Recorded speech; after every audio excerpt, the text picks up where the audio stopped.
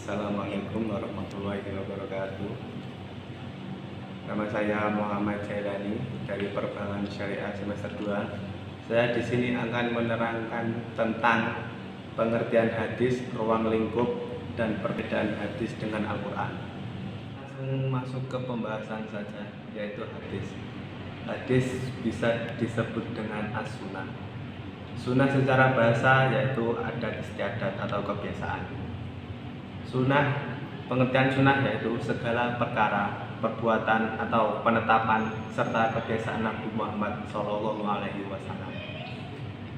Penetapan atau takrir yaitu persetujuan atau diamnya Nabi Muhammad terhadap perkataan dan perilaku sahabat. Para ulama Islam berpendapat bahwa Al-Hadis menempati kedudukan kedua sebagai sumber hukum Islam setelah Al-Quran. Sunnah merupakan penafsiran sekaligus juklak atau petunjuk pelaksana Al-Quran. Sebagai contoh, Al-Quran menegaskan tentang kewajiban sholat dan berbicara tentang rukuk dan sujud. Sunnah atau hadis Rasulullah SAW yang memberikan contoh langsung bagaimana sholat itu dijalankan, mulai takbiratul ihram sampai salam. Muhammad SAW masih hidup. Beliau melarang para sahabatnya menuliskan apa yang dikatakannya. Kebijakan itu dilakukan agar ucapan-ucapannya tidak bercampur baur dengan wahyu Al-Quran. Karenanya seluruh hadis waktu itu hanya berada dalam ingatan atau hafalan para sahabat. Al-Quran dan hadis merupakan dua hal yang berbeda, namun keduanya menjadi sumber utama untuk umat muslim dalam menghadapi permasalahan-permasalahan di dunia.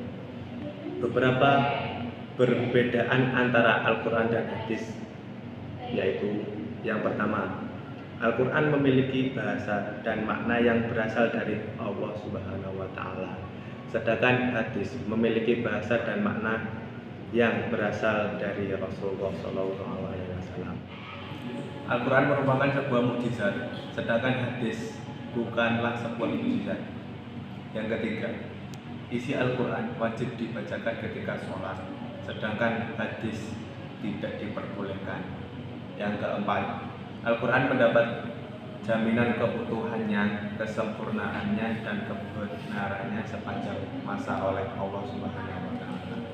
Yang kelima, Al-Quran merupakan ketetapan dari Allah Subhanahu wa Ta'ala, sedangkan hadis merupakan contoh perilaku, perbuatan, dan ucapan dari Rasulullah SAW.